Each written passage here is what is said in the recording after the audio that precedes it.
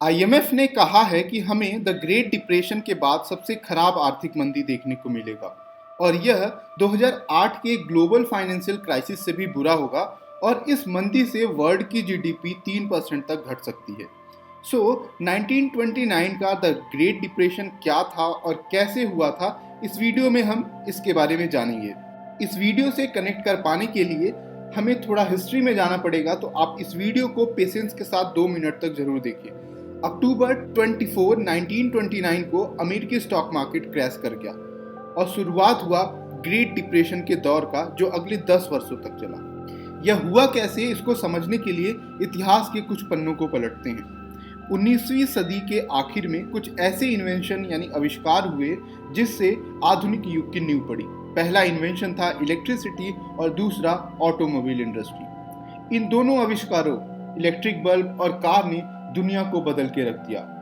20वीं सदी के स्टार्टिंग में लोगों का ऑटोमोबाइल के लेकर इतना एक्साइटमेंट था जैसे कि 21st सेंचुरी में टेक्नोलॉजी और इंटरनेट का। ऑटोमोबाइल से लेके मैन्युफैक्चरिंग और प्रोडक्शन फ्लरिश होने लगे। इसी दौर में मैन्युफैक्चरिंग ही नहीं बल्कि वायरलेस कम्युनिकेशन, रेडियो, एडवर्टाइजिंग, नई नई इंडस्ट्रीज बढ़ने लगी। इसी दौर में 1914 से 1918 के बीच हुआ फर्स्ट वर्ल्ड वॉर से दुनिया को अमेरिका की मैन्युफैक्चरिंग और रॉ मटेरियल प्रोडक्शन की ताकत का एहसास। आसान से शब्दों में कहें तो अमेरिका ने अपने एलाइज को मिलिट्री एक्सपोर्ट और वॉर से रिलेटेड प्रोडक्ट को बखूबी सप्लाई किया और अमेरिका ने अपने मैन्युफैक्चरिंग यूनिट्स को वॉर रिलेटेड आइटम के प्रोडक्शन में लगा दिया। इन सब से अमेरिका की अर्थव्यवस्था को खूब बढ़ावा मिला। फर्स्ट वर्ल्ड वॉर के खत्म होने के बाद से लेकर 1929 तक अमेरिका की अर्थव्यवस्था का गोल्डन पीरियड था और इस दौर में अमेरिका के लोगों की संपत्ति डबल हो गई। लोगों को बैंक से लोन लेना बहुत ही आसान था और उस समय पर बैंक को रेगुलेट करने के लिए कोई मॉनेटरी पॉलिसी नहीं था। हर कोई बैंक से लेकर शेयर बाजार में निवेश करने लगा। ऑन एन एवरेज $1 वाले व्यक्ति को $9 तक का लोन मिल जाता था। लोग काफी अमीर हो रहे थे। एज ए रिजल्ट स्टॉक के प्राइसेस बहुत तेजी से बढ़ चुके थे। 1929 के गर्मी आते आते रियल इकोनॉमी में थोड़ा सा ठहराव आने लगा और उसी साल सूखा पड़ने से एग्रीकल्चर सेक्टर स्ट्रगल करने लगा। लोगों का कंजम्पशन घटने लगा और प्रोडक्शन भी घट गया। इन्वेस्टर के बीच अनसर्टेनिटी आने से 24 अक्टूबर 1929 को स्टॉक मार्केट क्रैश कर गया और 12.9 मिलियन शेयर्स एक ही दिन में ट्रेड हुए। ठीक 4 दिन बाद 28 अक्टूबर को अमेरिकी स्टॉक मार्केट डो जोन्स 13% की गिरावट दर्ज किया।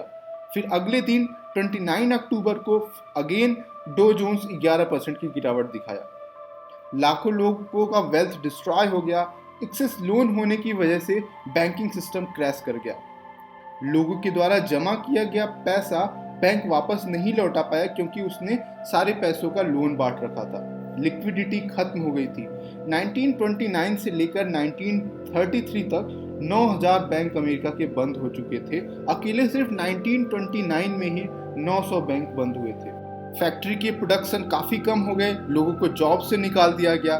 ज्यादातर अमीर की सड़कों पर आ गए और भूखमरी का शिकार होने लगे और कुछ जगह फूड्स के लिए रॉयट्स भी हुए उस दौर में। इन सब के बीच 1933 में अमेरिका के नए प्रेसिडेंट हुए फ्रैंकलिन डी रूजवेल्ट। इन्होंने इकोनॉमिक एक्टिविटी को पटरी पर लाने और नए जॉब्स क्रिएट करने के लिए कई सारी पॉलिसीज बनाई और सबसे पहले लोगों को यह यकीन दिलाया कि अब से आपके द्वारा बैंकों में जमा किए गए पैसे की जिम्मेदारी अमेरिकी गवर्नमेंट लेगी और इमरजेंसी बैंकिंग एक्ट की स्थापना की, फेडरल डिपॉजिट इंश्योरेंस की स्थापना की और नए जॉब्स क्रिएट करने के लिए special federal emergency relief administration की स्थापना की। 1934 में स्टॉक मार्केट को रेगुलेट करने के लिए सिक्योरिटी एक्सचेंज कमीशन का स्थापना किया और इन्होंने 1934 में सिक्योरिटी एक्सचेंज एक्ट लाया। इस मंदी का असर यूरोप के अन्य देशों जैसे कि ब्रिटेन, फ्रांस, इटली, इन सब देशों में भी बहुत गहरा असर पड़ा।